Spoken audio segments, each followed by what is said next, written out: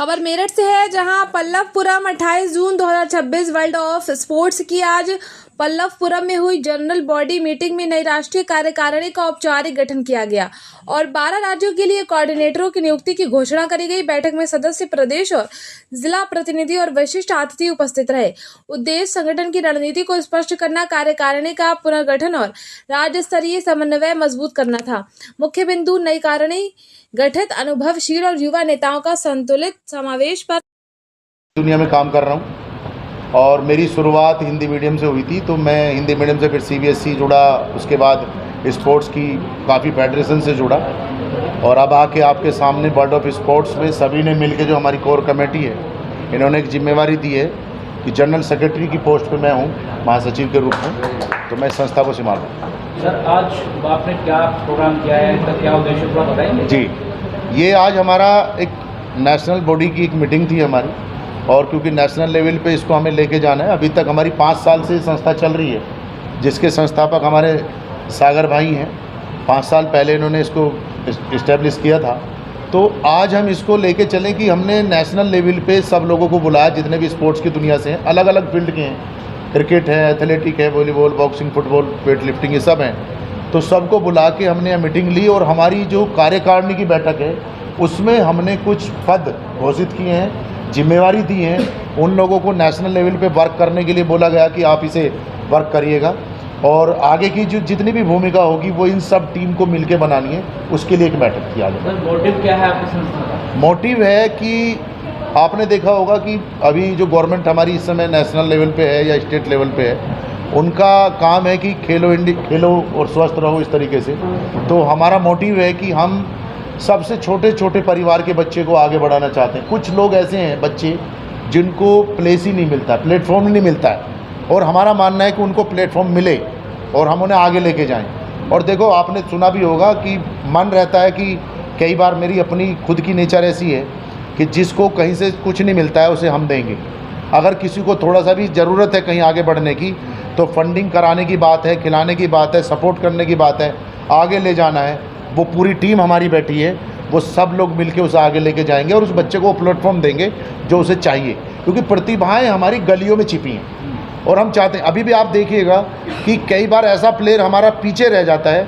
अच्छा बताएंगे जीसान सर बैठे हों, क्रिकेट में तो इतना ज़्यादा है, हर गली में क्रिकेट चल रहा है, पर क्योंकि बच्चे के अंदर टैलेंट है, उसे कोई प्लेटफॉर्म नहीं मिल रहा है। हम उसकी तैयारी में हैं कि हमें इस तरीके से कोई बच्चे मिलें और हम उनको लेके आगे जाएं और उनको एक सही जगह पे ले जाके जाएं कि उनके साथ कोई गलत ना हो। क्योंकि आज की डेट में क्या चल रहा है कि बच्चा आगे आ रहा है, वो जब आगे बढ़ना चाहता है उसके अंदर टैलेंट जागता है और बच्चा दिखाता है अपनी परफॉर्मेंस, उस समय पे हालत होती है कि बच्चे से बहुत कुछ डिमांड हो जाती है, परिवार पीछे रह जाता है, बच्चे का प्रतिभा छूट जाती है और उस जगह वो सिफारिश वाले बच्चे आगे बढ़ जाते हैं। लेकिन एक सवाल सर यहाँ पर ये भी है, आपने पूर्व में देखा होगा कैलाश प्रकाश स्पोर्ट्स स्टेडियम में जी कुछ एथलीट्स पहुंचे जिन्होंने अपने मेडल्स वापस किए जी, और समस्या थी फंड्स की जी, समस्या थी आर्थिक स्थिति की जी। आप आगे तो ले जाएंगे, लेकिन आगे जाने के बाद की स्थिति भी बड़ी बेकार हो जाती है। कई बार आपने देखा गढ़ रोड पर एक जो एथलीट था वो सब्जी बेच रहा था, हमने से बात की, तो ऐसी परिस्थितियों में क्या आप? अब मैं उसके लिए बताता हूँ। इस परिस्थिति के लिए हमने अपने साथ में कुछ ऐसे लोग हैं हमारी कोर कमेटी में कि जिनको हमें बच्चा लाना है, हमारे पास अगर बच्चा आ गया, आप लोगों का भी सहयोग हमारे साथ है। हमारे साथ में बैठे हैं इस समय पे सोम शर्मा सर, दवाइयों का व्यापार है, स्पोर्ट्स से बहुत कम मेरे ख्याल से जुड़े हैं पहले से, कराटे वगैरह से, तो सर का दवाइयों का व्यापार है। तो सर का कहना ये है कि मैं केवल उनके लिए अवेलेबल हूँ जिसके लिए फंडिंग की कमी है या वो अभाव में आगे नहीं जा पा रहा है। तो ऐसे लोग हमारे साथ हैं जुड़े हुए, और ये बिल्कुल इन्होंने साफ शब्दों में बोला कि मुझे उन्हीं के लिए सहयोग करना है, बाकी के लिए नहीं। जो दे सकते हैं उन्हें आप आगे बढ़ाओ, पर जिसको कुछ नहीं मिल रहा है उसके लिए हम आगे आएंगे। ऐसे काफ़ी लोग हमारे पास हैं। दवाओं का आप जिक्र करते थे, सवाल यहाँ से आया जी जी। अब देखिए, आप जाएंगे जिम स्पोर्ट्स में जी, है ना, जितने भी बिल्डर्स हैं उन पर कई बार एलिगेशन लगते हैं, आप ये लोग जो है एस्ट्रॉइड लेते हैं जी। एक गढ़ रोड पर मौत हुई थी ट्रेनर की जी, यहाँ से सवाल भी उठा, छापेमारी हुई, लेकिन जो मामला निकला जीरो। अब ऐसे में अगर दवाओं की बात करें तो क्या कहना चाहेंगे जो लोग एस्ट्रॉइड लेते हैं, और क्या मैसेज देना चाहेंगे खासतौर से एथलीट्स के लिए जो ये कर रहे हैं? देखो, मेरा कहना ये है कि जो एस्टेरॉइड को ले रहा ना बच्चा, ये कमी होती है उस कोच की, बेसिक वहाँ से है, टीचर की कमी है, पेरेंट्स की कमी है, वो अपने बच्चे पर नज़र नहीं रख पा रहे। फिर भी पेरेंट्स का घर से भेज के बाद काम ख़त्म हो जाता है। जब वो बच्चा टीचर के या कोच के पास में आता है तो कोच का रोल है, कोच को संभालना है उसे, और कोच कितना बढ़िया है ये चूज करने में पेरेंट्स का रोल है। पेरेंट्स ये देख ले पहले कि इसकी बैकग्राउंड क्या है। आज की डेट में आपने देखा होगा कि उसने डिस्ट्रिक्ट खेला है, डिस्ट्रिक्ट, और वो एकेडमी खोल के बैठा है और भीड़ है उसके पास में, आप समझ रहे हो, भीड़ है। पेरेंट्स यही नहीं देख रहे कि क्वालिफाइड है कि नहीं है। तो सबसे पहले आप क्वालिफाइड कोच देखें, फिर उससे एक दो बार मिले, उसकी बैकग्राउंड भी देखें कि कहीं ऐसा तो नहीं कोच इस चीज़ों में इन्वॉल्व है या वो उनसे पैसा कमा रहा है। अगर आपको पता लग जाता है जब आप जाते हैं, जहाँ से आपको पता लगे तुरंत आप हटाइए बच्चे को। और विरोध तो आपको करना होगा, जैसे वो आया विरोध निकल के विरोध करना होगा। जब तक जागरूक नहीं होंगे सब लोग, पेरेंट्स, बच्चे, तब तक ये काम चलता रहेगा। छोटे छोटे कोचिज बनते रहेंगे, एक स्टेप खेले और कोचिंग का पार्ट शुरू हो गया। उनको लगता है कि मैं इससे तो बढ़िया खेल खोल के क्या नेशनल खेलूँगा, स्टेट डिस्ट्रिक्ट खेला हूँ, मैं कोचिंग खोल लेता हूँ, 15 बच्चे 20 बच्चे मिलेंगे, 2-2 हज़ार फीस है तो मैं यहीं पे काट लूँगा, ख़त्म हुआ। उसे मतलब नहीं है, ना वो जानता ऊपर का लेवल, ना उसे पता। 2006 में जब से जंप रोप हम कर रहे थे उसमें मेरा खुद का विश्व रिकॉर्ड भी है, इंटरनेशनल बुक ऑफ रिकॉर्ड में भी मेरा नाम दर्ज है। लॉकडाउन में अभी हमारी टीम मेंबर हैं मीनू यादव, उनके साथ मिलकर एक रिकॉर्ड बनाया था जो चाइना के रिकॉर्ड था 159, हमने उसको ब्रेक किया था 349 से, डबल रिकॉर्ड दिया था हमने उसको। लेकिन वहाँ तक पहुँचने के लिए हमने बहुत मेहनत करी, सभी चीज़ें करी। मैं खुद मेरे 160 plus state, national, international level पे, डिस्ट्रिक्ट लेवल पे टोटल मिला के मेडल्स हैं। लेकिन हम स्पोर्ट्स में रहे, मैंने बहुत सारी बार देखा, बहुत सारे खिलाड़ी हैं कि बहुत सारे बच्चे ऐसे देखे कि वो उठ के लेकर। हाँ, मैं वही बताना चाह रहा हूँ कि जैसे वर्ल्ड ऑफ स्पोर्ट्स है, हम खेल संस्थाओं के साथ साथ खेल तो कराएंगे, लेकिन हमारा मेन उद्देश्य है देश को फिट करना। क्योंकि जैसा अभी सागर जी ने बताया कि हम फिट इंडिया से जुड़े हुए हैं और हम लोगों को जागरूकता अभियान भी चलाएंगे। ये लगातार हमारे बीच में चलते रहेंगे और हम खिलाड़ियों के लिए काम करने ही वाले हैं, अलग अलग खेलों के लिए काम करने वाले हैं। जैसा आपने 2-3 प्रश्न अभी उठाए, जो रजिस्टर्ड फेडरेशंस हैं, एसोसिएशंस हैं, वो कहीं ना कुछ ट्रांसपेरेंसी की कमी है। तो निश्चित रूप से ये वर्ल्ड ऑफ स्पोर्ट्स उस पर नज़र भी रखेगा और कहीं खिलाड़ियों के अधिकार की बात होगी तो उसके लिए भी लड़ेगा। लेकिन इसके साथ साथ हम समाज में जाके लोगों को फिटनेस के लिए भी जागरूक करेंगे। ये हमारी संस्था का जो उद्देश्य है उसमें सब लिखा हुआ है और अभी आपके पास जो प्रेस मिल जाएगी उसमें सारी जानकारी भी है। तो संदेश देना चाहेंगे संस्था की जानिब से, अपनी जानिब से, देशवासियों के लिए, स्पोर्ट्स वालों के लिए, खिलाड़ियों के लिए? बिल्कुल, सबसे पहला संदेश तो ये है कि मैं अपने बारे में, जैसा आपने मेरे से पूछा कि मैं खेल से नहीं जुड़ा हुआ, लेकिन मैंने खेलों में काम किया है और आप में से कुछ पत्रकार बंधु जानते भी होंगे, मैं क्रीड़ा भारती से जुड़ा रहा और हमने उस समय पर कुछ मेरठ में ही ऐसे कार्यक्रम करे। जैसे मेरठ में एक बार हमने सूर्य नमस्कार करवाए, तो हमने 11,000 बच्चों को 1,02,000 सूर्य नमस्कार मेरठ महानगर में करवाए 20 दिन के अंदर। ऐसे ही हमने 2018 में एक साल में 58 खेल प्रतियोगिताएं मेरठ शहर में कराई और ऐसे छोटे छोटे कार्यक्रमों से हमने जागरूकता अभियान चलाई। अब क्योंकि वर्ल्ड ऑफ स्पोर्ट्स में हम जुड़े हैं और हम इससे जुड़ के युवाओं को भी एक जागरूक करेंगे। जैसे कई बार आता है कि युवा क्या है कि स्वास्थ्य के प्रति वो हो गया और जो खेल रहा है ना वो मोबाइल में खेल रहा है। हम उस युवा को ग्राउंड पर भी लाने का प्रयास करेंगे। जो आपने बताया समस्या वो युवाओं में ज़्यादा हो गई है।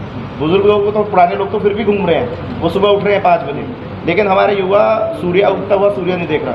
मैं अपनी दिनचर्या बताऊँ तो सुबह 4 बजे उठने वाला व्यक्ति हूँ और रात को किसी भी समय सोऊंगा, लेकिन सुबह 4 बजे जरूर उठूँगा। और ऐसे ही हम सब में ये संदेश देंगे, 4 बजे ना उठें, 5 बजे उठें, 6 बजे, लेकिन थोड़ा जागरूकता के अभियान स्वास्थ्य के प्रति, ये हमारा मेन उद्देश्य है। खेल प्रतियोगिता एसोसिएशन करा रही हैं, वो करा। मोहम्मद और मैं स्टेट बैंक में कार्यरत था। मैं 2019 में रिटायर हुआ as a deputy manager State Bank of India से। फिर मैंने क्रिकेट में खेला, इंडिया ए रिप्रेजेंट किया, मैंने इंडिया अंडर 19 खेला against Pakistan, against West Indies, against England. अब ये मेरा है इंट्रोडक्शन और आप जो पूछना चाहें मुझसे आप पूछ सकते हैं। सर, बात तो ये है कि हम लोग साल में एक बार योगा करते हैं, टीवी पर आते हैं, देखते हैं, उसके बाद भूल जाते हैं। आधा हिंदुस्तान दिन में सोता है, रात को जगता है। तो ये दिनचर्या है लोगों की, लोगों को कहाँ लेकर जा रही है? कोरोना में करोड़ों लोग चले गए और अब स्थिति ऐसी बनी हुई है, हार्ट अटैक आ रहा है लगातार। कैसे बचे सर, क्या संदेश देना चाहेंगे? सबसे संदेश तो ये है कि सबसे पहले मैं ये कहना चाहता हूँ कि अगर आप स्पोर्ट्समैन हैं, अगर स्पोर्ट्समैन भी नहीं है तो आपको जो अभी मेरे साथी कपिल जी ने बताया कि भाई सुबह उठना तो बहुत ज़रूरी है, लाजमी है सुबह उठना। आजकल की जो यंग जनरेशन है 3 बजे सो रही है, मुझे बताओ सुबह कैसे देखेगी उसको सूरज को उगता हुआ? उनकी हेल्थ ही ख़राब हो जाएगी। थोड़ा साइंटिफिक हो गया वो। और मैं जो क्रिकेट से जुड़ा हूँ, जो मैं खेला हूँ, तो हम 8-8 घंटे प्रैक्टिस करते थे। 8-8 घंटे का मतलब कि इस मई, जून, जुलाई की गर्मी में प्रैक्टिस करनी 8-8 घंटे, जब इसीलिए इस इंडिया खेले। अब ये मुझे बताओ जो 3 बजे सो रहा है वो कैसे वो इंडिया खेलेगा या डिस्ट्रिक्ट खेलेगा? जीरो हो चुकी है, अस्पताल भरे पड़े हैं। बिल्कुल, आप बिल्कुल ठीक कह रहे हो। अस्पताल इसलिए भरे पड़े हैं कि उनका जहनी जो दिमाग जो है उनका उसमें मोबाइल में घुस गया, कंप्यूटर में घुस गया, तो क्या खेलेंगे वो? अब इन्होंने लक्ष्मीकांत जी ने मुझे एक CEO की मुझे जो दी है, ये बहुत बड़ी जिम्मेदारी है। मेरे से जो हो सकेगा मैं स्पोर्ट्समैन को, इस वर्ल्ड ऑफ स्पोर्ट्स को पे मैं आगे बढ़ाऊंगा और मैं इसका मैं बहुत आभारी हूँ। जमाना आधुनिक हो चुका है, लेजी भी हो चुका है। क्या मानेंगे कि आधुनिकता आई है, लोगों को बड़ा लेजी बना दिया है। जो चीज़ हमें ग्राउंड पे करनी चाहिए मोबाइल पे कर रहे हैं, सारे गेम मोबाइल पे खेल रहे हैं, क्रिकेट मोबाइल पे खेल रहे हैं, सट्टा भी लगाने लगे तो। बिल्कुल। अब मैं एग्जाम्पल देता हूँ आपको। मैं हूँ तो मैं रसूलपुर दौड़ली का, मगर जो मेरी जो पैदा हुआ जहाँ हुआ मैं दिल्ली में हुआ। ये जो DPL जो चल रही, मैं आपको एग्जांपल दे रहा हूँ, दिल्ली प्रीमियर लीग जो चल रही है, इसमें स्पॉन्सर पूछते हैं कि भैया आप मुझे कितना दोगे? अबे यार, तुम खिलाड़ी को पैसा, खिलाड़ी किस लिए है? जो मेहनत कर रहा है, क्यों कर रहा है? वो देने के लिए या अपने कैरियर के लिए? वो मांगते हैं कि कितना 20 लाख देंगे। तो बताओ, प्लेयर के पास 20 लाख अगर होते। मेरा नाम आशीष पवार है, मैं राष्ट्रीय बैडमिंटन खिलाड़ी रहा हूँ और अभी पिछले 12 साल से मैं फिजिकल एजुकेशन टीचर के रूप में कार्यरत हूँ।